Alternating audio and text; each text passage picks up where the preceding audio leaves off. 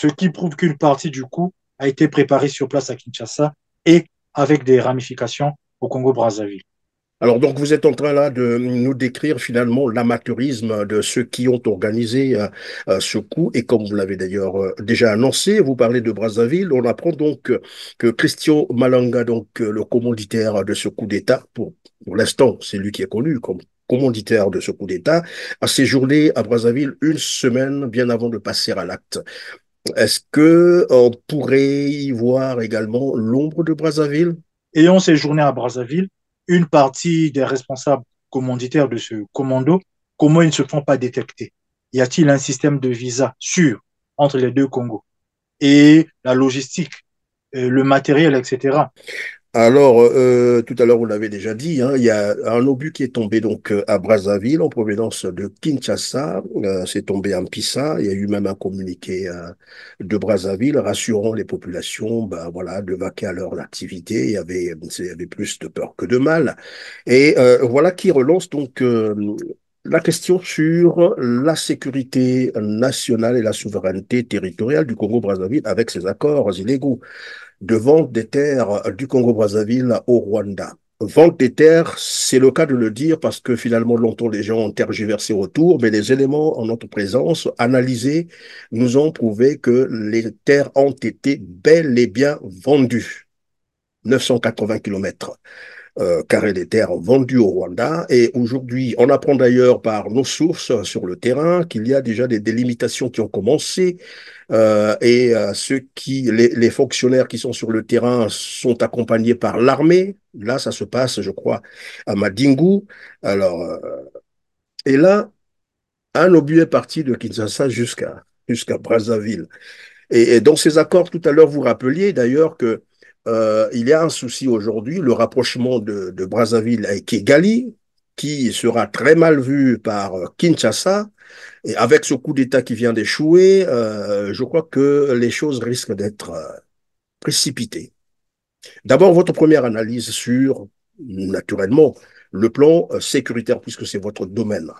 Un accord ou des accords illégaux entre Brazzaville et Kigali face à Kinshasa.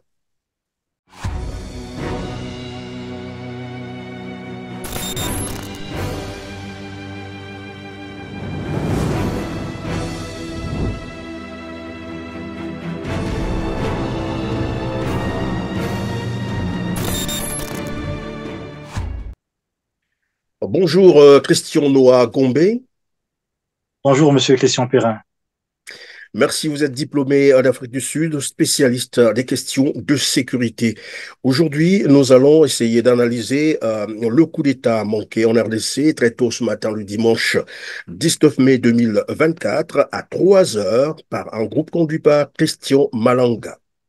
Nous allons donc poser des hypothèses en attendant avoir plus d'informations sur ce qui s'est réellement passé. Mais avant, je vous propose de suivre ce communiqué de l'armée congolaise, RDC bien entendu, qui rassure les Congolais d'avoir repris le contrôle total du territoire. Suivez. Cette tentative a impliqué des étrangers et des Congolais. Ces étrangers congolais ont été mis hors d'état de nuire, leurs chefs y compris. Les forces armées de la République démocratique du Congo demandent à la population de vaquer librement et tranquillement à ses occupations. Les forces de défense et de sécurité ont la parfaite maîtrise de la situation. Alors, Christian Noah Gombe, très tôt ce matin, disais-je tout à l'heure, les Quinois ont été réveillés par des coups de feu en direction du palais de la Nation, où on apprenait quelques heures plus tard un coup d'État déjoué par l'armée congolaise. Les images circulent sur la toile pour des raisons, bien sûr, du respect des standards, des canaux que nous utilisons pour informer notre public. Nous ne pouvons pas les balancer, hein, au risque d'être censurés. Mais est-il que les assaillants ont été neutralisés, d'autres arrêtés par les FARDC? Un premier constat, sur d'autres images, bien entendu, on y voit des blancs. Regardez. This says only me. It says only me. Only me. Oh, now public. Look at this.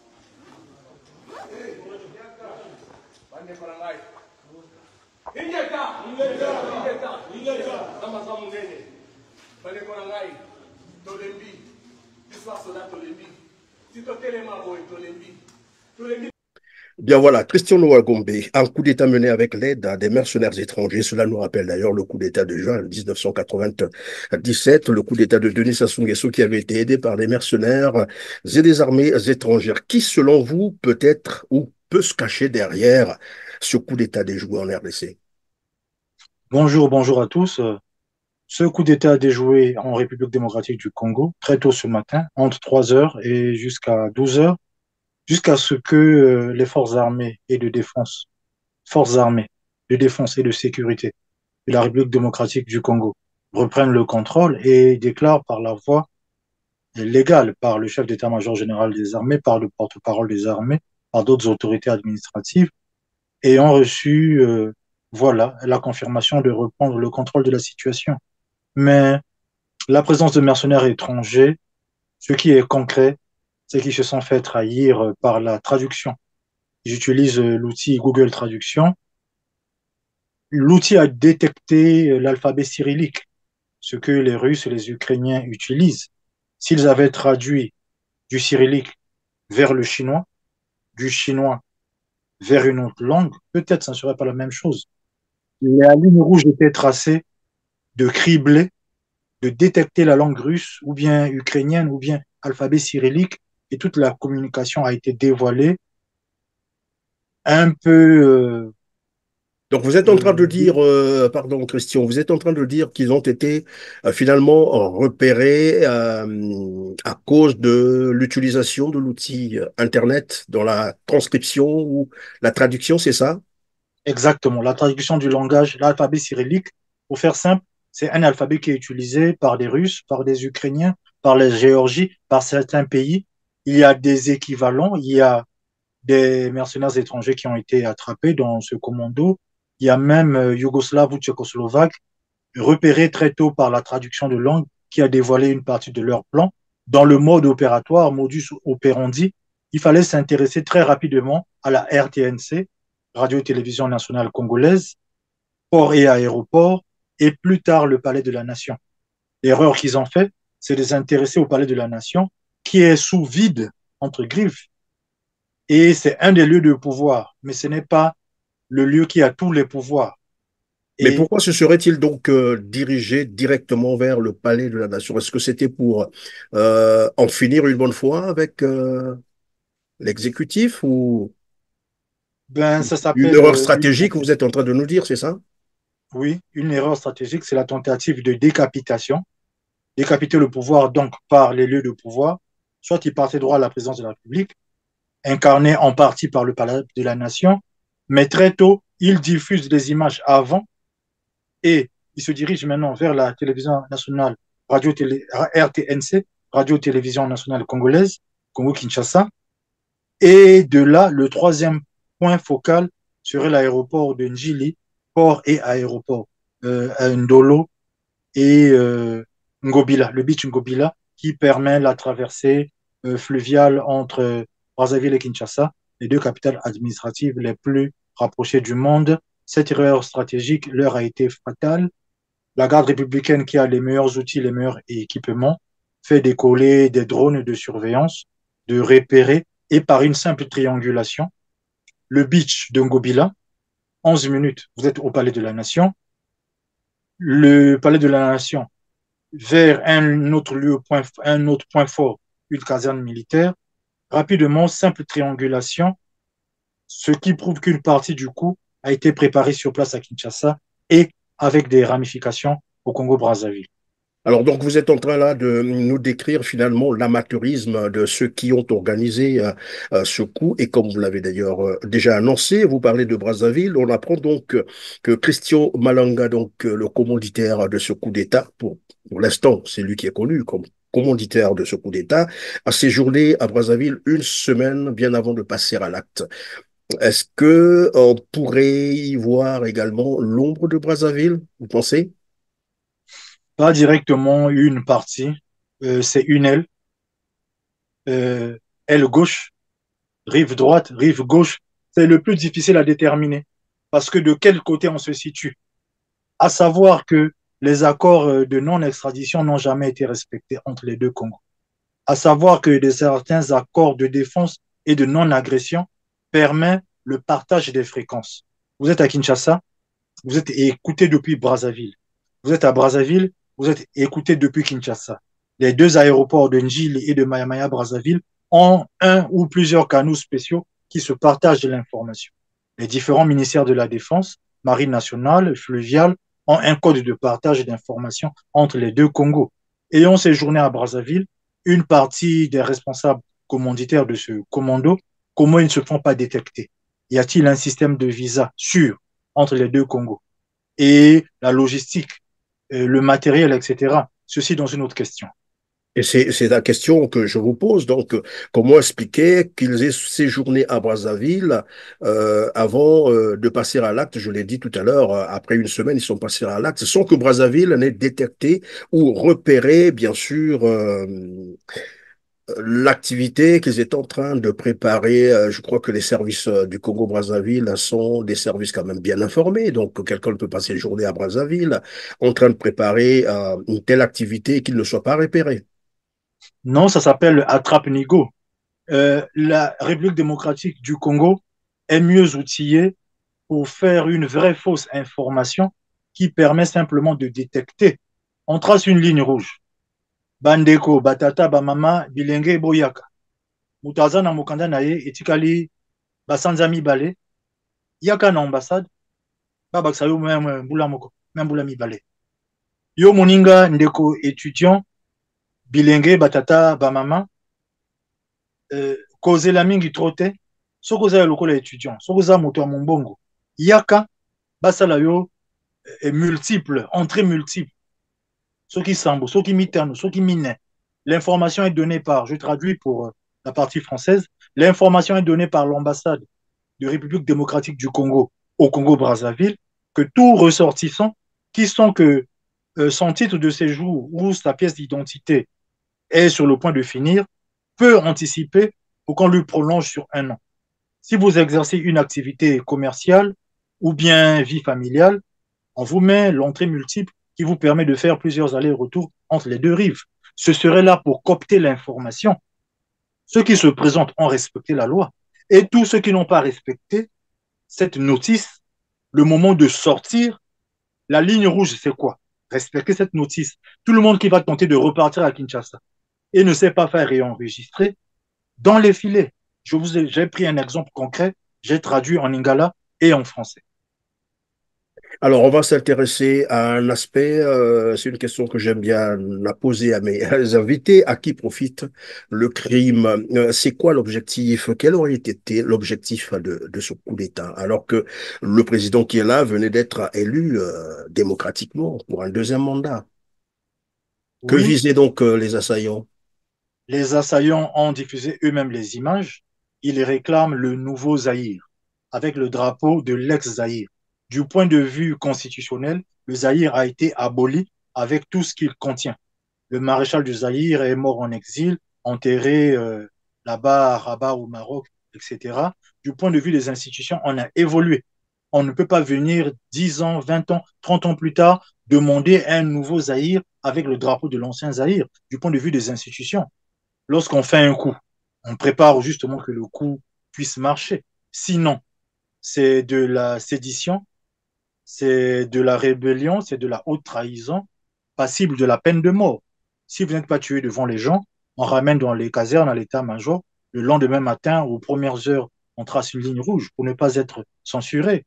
Comprenez que c'est de l'amateurisme. Vous commencez un tel coup, avez-vous un appui venant du Congo-Brazzaville? Je parle là de Boko, de Kindamba, de certaines villes et provinces à pied sec dans le pool. Il y a Oui, mais des villes qu'on pardon, peut. Christian, en brandissant le drapeau, puisque vous l'avez dit tout à l'heure, ils ont commencé à diffuser les images avant même de terminer leur activité, leur coup, ce qui a évidemment permis aux services secrets de les identifier. Mais est-ce qu'en brandissant ce drapeau, est-ce qu'on peut penser que c'est une manière pour eux de demander à la population de rallier leur mouvement ou c'est quoi? Comment on peut traduire ça? Et pourquoi bondir ce drapeau pendant qu'on est en pleine activité, pendant qu'on est en plein coup de force? Donc, ils ont confondu l'objectif politique en filmant le palais de la nation, soit leur objectif final. Alors que le premier objectif, soit vous passez un communiqué à la télévision nationale, ce qui panique les autorités, ce qui panique l'opinion nationale et internationale. Numéro 2, paralyser l'activité, aucun avion ne décolle. Vous mettez en sécurité land side, la partie land, airside, la partie qui est déjà enregistrée côté avant le décollage, la partie airside, la partie dernière partie avant le décollage est mise à l'écart. Vous intéressez à la partie landside, là où quelqu'un ne s'est pas encore enregistré. Vous protégez et landside et airside. Les lieux comme les aéroports, on les prend en entier sans tirer un coup de feu. Et ça devient un gage de protection. Ça devient une monnaie de change. En prenant l'aéroport, on s'intéresse au port, puisque Brazzaville et Kinshasa, les deux capitales administratives les plus rapprochées du monde. Comme ils ont un partage de fréquences, je prends là un cas concret, le diplomate japonais, l'ambassadeur du Japon en RDC, a fait une notice de sécurité, tout citoyen japonais résident, de ne pas sortir, de se calfeutrer, de s'enfermer chez lui à la maison. Lui-même, l'ambassadeur, prend un comité restreint avec certaines forces spéciales, le véhicule diplomatique, il passera faire la ronde pour voir tout citoyen japonais présent essentiellement à Kinshasa, qu'il soit au moins vivant dans les 24 premières heures par rapport à la notice. Au moment que je vous parle, je n'ai pas confirmation d'une notice de sécurité de l'ambassadeur de France, par exemple, de l'ambassade des USA, US Embassy, Kinshasa, et nous faisons de la communication, mais nous n'avons pas l'autorité nécessaire d'établir une notice, ce qui la rentre dans le cadre diplomatique. Donc c'est une erreur technique, c'est une erreur tactique, mais s'ils avaient été rejoints par un autre groupe de contact vers le Palais de la Nation, une simple triangulation à moins de 60 minutes. Quand on parle de 60 minutes, on a vu les distances, on a vu le temps à parcourir par rapport à la distance, on multiplie en mètres. Je précise, un projectile a été tiré qui est tombé à rue Alexandrie à Bakongo-Brazzaville. Il s'agit d'une tête d'obus, obusier de 120 mm. La portée, c'est maximum jusqu'à Bakongo-Makelekele. Voici. Malheureusement, je m'incline aussi devant la mémoire de tous ceux qui sont morts, tous ceux qui ont trouvé la mort dans la bêtise humaine. Alors, les assaillants qui sont arrivés jusqu'au palais de la Nation. Et tout à l'heure, vous disiez que c'est un palais qui est à proximité de deux camps militaires. Est-ce qu'on peut parler d'une défaillance sécuritaire? Oui, défaillance de la sécurité intérieure. Les gardes qui étaient présents ont été tués. Bon, ça, c'est ce qu'on appelle le portail, c'est l'entrée principale. Où sont les snipers? Où sont les caméras de surveillance? Surveillance périmétrique. Le palais est à tel endroit. La première surveillance commence à 1000 mètres. Et le mirador, tour d'observation, il y a des chiens, il y a des chiens de guerre. Il y a des gens qui sont payés pour s'asseoir là. Ils regardent juste. Il est payé, il a droit à un salaire. Il s'assoit là. Il regarde juste les gens qui passent. Voilà. Où sont les chiens de guerre? Où sont les chiens de chasse? Où sont les informateurs? La sécurité intérieure intervient, mais plus tard. C'est la garde républicaine qui fait maintenant un scénario de guerre qui va au contact. Lorsque la garde républicaine est déployée, vous partez au contact avec des assaillants, on rentre dans la forme de coup d'État avéré, puisqu'il y a eu échange de tirs. Donc la détection n'est pas faite, la protection arrive tardivement, il y a eu mort d'hommes. Heureusement, le matériel est précis, notamment l'utilisation des drones, de la photographie aérienne, qui a permis de sauver une moitié déjà de cette action. Vous avez probablement suivi l'interview musclée, c'est le cas de le dire, donnée par le président Félix Tshisekedi de la RDC à RCI. Euh, et dans les LCI France, commentaires, s'il vous on plaît. pouvait suivre, pardon, je vais terminer ma question. Dans les commentaires, on pouvait suivre les internautes, ceux qui nous suivent, bien sûr, qui disaient, alors là, il vient de déclarer finalement un combat frontal avec tous les adversaires la Russie, la Chine, bah, il a montré une posture qui pouvait évidemment lui créer des soucis. Bon, en fait, moi, quand j'ai suivi cette interview, je me suis même rappelé du discours de Thomas Sankara, vous vous rappelez, devant François Mitterrand. Voilà. Est-ce qu'on peut penser que cette interview, euh, disons, peut avoir un petit lien avec ce qui s'est passé? Oui, la parole d'un chef d'État est une parole grave, pour ne pas dire sacrée. Il se contredit lui-même parce que euh, dans les 30 derniers jours, avant de remettre, avant d'être réélu, avant de se présenter comme candidat pour une réélection, qu'est-ce qu'il a dit? À la moindre escarmouche, il convoque les corps constitués, Assemblée nationale, Sénat, il demande la permission, comme le recommande la Constitution de la République démocratique du Congo. Il déclare la guerre au Rwanda. Ils n'ont pas besoin d'arriver à Kigali. À partir de la frontière, des canons sont déployés, réussi à toucher le centre de Kigali, d'aller libérer le peuple frère du Rwanda qui est sous l'emprise de Paul Kagame bientôt 30 ans, ou plus de 30 ans si je ne m'abuse. Ouais, il va remplir, je crois, pour son quatrième mandat bientôt là. Oui, oui. Il dit ce qui est concret, que n'importe quel stratège vous redessine le plan, ça prend 10 minutes. On est à tel endroit, on a ceci, on fait cela. Et 3 mois, 4 mois plus tard, étant réélu, le peuple s'est levé de manifester, ayant encerclé les ambassades de France, des États-Unis d'Amérique à Kinshasa pour protester. Les diplomates américains, notamment la partie protection de l'ambassade, sont sortis, toujours l'arme au poing au niveau de la ceinture.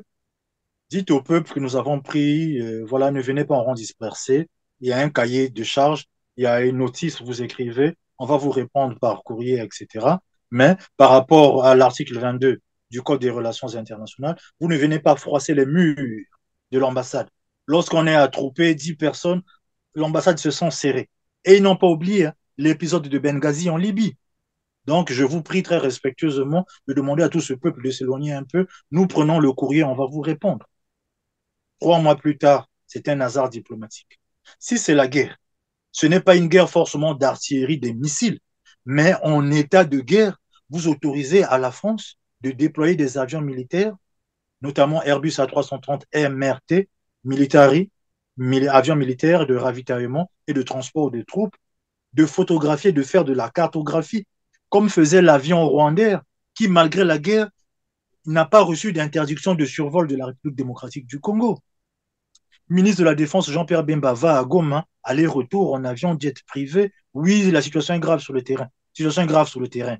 Aujourd'hui, le droit de choisir ses partenaires, d'aller droit au but, l'Iran, la Turquie, République populaire démocratique de Corée, ce qu'on appelle Corée du Nord, donne un appui matériel et logistique et quels sont les effectifs à être formés pour une réponse immédiate. À vous. Alors, Christian Noah Gambia, on va donc vers la fin de cette émission. Alors, nous avons vu ce qui s'est passé au Mali, au Burkina Faso et au Niger. Ils n'ont pas eu besoin des mercenaires étrangers. Et je reviens donc sur cette même question pour plus de précision. En RDC, les images, tout le monde a vu. Ils ont des blancs à côté. Est-ce qu'on peut y voir derrière une puissance étrangère? Sinon, pourquoi opérer une telle activité, un coup d'État avec l'appui des mercenaires étrangers? Je m'appuie là sur le dernier extrait TikTok. Donc, la dernière visite de Félix Tshisekedi à Oyo, République du Congo, en présence de son père et ancien doyen des chefs d'État africains, Denis Sassou Nguesso, Nanon Gatonkle. Nanon lui dit que, et si on échangeait les rôles? Et si tu devenais mon vassal? Ça voulait dire quoi concrètement? euh, dans le rôle de celui qui se fera poignarder en premier? Et si on échangeait les rôles? Et si on échangeait les rôles? Donc, Congo-Brazzaville s'appuie sur le Rwanda, tout le monde le sait. Le Rwanda menace la RDC à l'est en échangeant les rôles. Ce n'est plus l'est qui est touché, c'est la capitale qui est touchée avec l'objectif direct, une frappe de décapitation. Il s'agissait là de prendre le chef de l'État vivant, mais cela a échoué. Cela a échoué. Alors, quelle analyse géopolitique et géostratégique peut-on faire donc de ce coup d'État manqué? Est-ce là une bataille des grandes puissances transposée en Afrique, puisqu'aujourd'hui on parle d'un monde multipolaire maintenant. Alors, est-ce que on peut y voir, comme je l'ai dit tout à l'heure, des puissances étrangères derrière, mais en fait une transposition voilà, du conflit entre les grandes puissances en Afrique. La réponse est oui, mais pas directement. Oui, pourquoi? Parce que c'est une bataille, c'est une guerre pour le contrôle des matières premières de la puissance économique. République démocratique du Congo, pays sur 9 frontières, 2 fuseaux horaires, plus d'1 million de kilomètres carrés, 100 millions d'habitants, le vibranium, le lithium, le cobalt, etc. Tous les éléments, tous les 20 premiers éléments périodiques sont cités et présents. Voilà, pour ne pas se répéter, ce qu'il a comme batterie, lithium, alcalin, etc. Donc, le partage était simple avec un pneu de secours, une mesure de sauvegarde diplomatique, géopolitique internationale avait été émise en 1963 qui concerne le déplacement de la capitale. Si le pays est attaqué, le schéma type était de déplacer la capitale légèrement au centre, géographiquement, mais non, ni est ni ouest, et de s'éloigner de son voisin et frère, de sa sœur, capitale Brazzaville. Les deux capitales administratives les plus rapprochées du monde ne peuvent plus cohabiter ensemble d'un point de vue géopolitique international. Toute menace Pourquoi vous le directe sur dites? Kinshasa aura forcément minimum une personne venant de Brazzaville. Et inversement, tout le monde qui ira menacer à Brazzaville ayant déjà séjourné à Kinshasa. Je vous ai parlé du code de partage de fréquences. L'Organisation de l'aviation civile internationale, ils ont des fréquences privées. Vous êtes à Brazzaville, vous décollez. Avant d'atteindre Kinshasa, vous basculez le bouton. Vous êtes maintenant sur écoute côté Kinshasa jusqu'à poser votre avion. Oh, même si c'est 5 minutes, vous changez. Je prends mon propre cas. Je fais Brazzaville, Njili, Kinshasa, Kinshasa vers Nairobi. Au moins de 5 minutes, la procédure est respectée du changement de fréquence et du respect de, de territorialité, de souveraineté nationale. Évidemment, lorsque vous dites ça, ça me rappelle un peu aussi les fréquences au niveau des télévisions.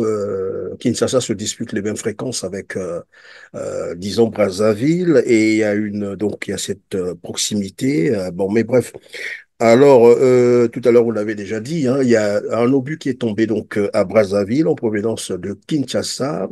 C'est tombé à Mpissa. Il y a eu même un communiqué de Brazzaville rassurant les populations, ben voilà, de vaquer à leur activité. Il y avait plus de peur que de mal.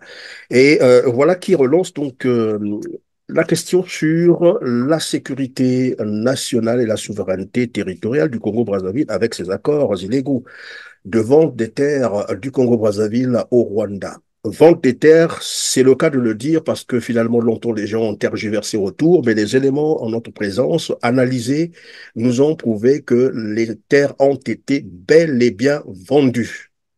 980 kilomètres carrés des terres vendues au Rwanda. Et aujourd'hui, on apprend d'ailleurs par nos sources sur le terrain qu'il y a déjà des délimitations qui ont commencé et les fonctionnaires qui sont sur le terrain sont accompagnés par l'armée. Là, ça se passe, je crois, à Madingu.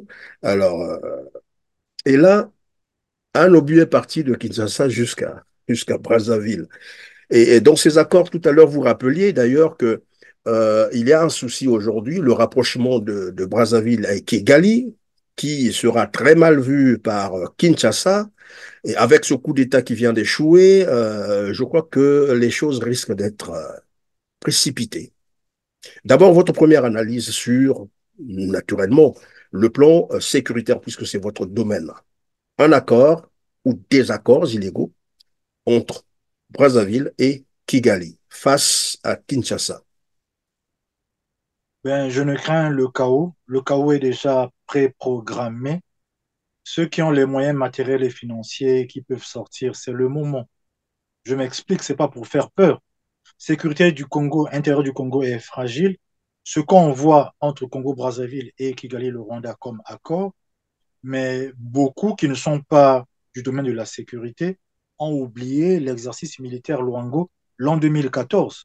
Comment encercler la ville de Pointe-Noire en même temps de protéger le littoral gazier et pétrolier, et les contrats pétroliers, miniers, gaziers ont été prolongés par extension de 20 ans après la proclamation de la nouvelle constitution, ce qu'on appelle le référendum sanglant, que vous, très respectueusement, M. Christian Perrin, vous avez une des meilleures vidéos, un des meilleurs reportages et analyses concernant ce référendum du point de vue international. Oui, notre sécurité intérieure est faible. Le littoral à Pointe-Noire, on ne sait pas tellement. Le général de brigade angolais se promène avec les plans de la ville de Pointe-Noire dans sa poche. Le Congo-Brazzaville déstabilise indirectement la République démocratique du Congo. Donc, à Kinshasa, la capitale, vous avez 10 millions d'habitants. Je prends le chiffre le plus bas. Vous avez 10 millions de personnes qui traversent brusquement à Brazzaville. C'est un chaos. C'est une décapitation du pouvoir côté maintenant Congo-Brazzaville. Le président est obligé de fuir, même avec les meilleurs cobras et tout. Le président de la République est obligé de fuir. Dans ce scénario-là, en cas de décapitation venant de Kinshasa, le président de la République est obligé de fuir, le pouvoir est vacant, et les conséquences liées à une décapitation. Lorsqu'il y a décapitation du pouvoir, vous avez par exemple 6 mois. Pendant 6 mois, il y a un chaos. On ne sait pas qui est qui et qui fait quoi jusqu'à rétablir un certain ordre. Est-ce qu'on ne devient pas une province de la République démocratique du Congo actuellement? Ou bien d'un côté Léopoldville, d'un côté Foi Mamvoula. Est-ce qu'on va prendre nos noms ancestraux? Est-ce qu'on va prendre le nom laissé par le colon? Ou bien on va adapter le même nom? Est-ce que les deux capitales seront toujours rapprochées? Ou bien on rentre dans le plan de sauvegarde onusien qui oblige normalement de déplacer la capitale? Question sur question. Merci beaucoup, Christian Noah Gombe, d'avoir été avec nous pour essayer de décrypter évidemment ce coup d'État manqué en RDC aujourd'hui, dimanche 19 mai 2024. Grand merci d'avoir été disponible. C'est un jour de repos pour certains, mais bon, merci en tout cas de nous avoir consacré votre temps. Merci. Pentecôte, parler en toute langue. Merci. Mesdames, Messieurs, c'est la fin de cette émission. Des petits gestes que je vais donc vous prier de faire, c'est de cliquer sur le petit pouce en l'air juste en bas de cette vidéo après avoir massivement partagé cette émission et dites-nous en commentaire ce que vous pensez de cette émission. Sur ce, on se dit au revoir et à très bientôt. Mais bien avant, prenez vraiment soin de vous car chaque jour est une vie. Merci. Merci. Merci beaucoup.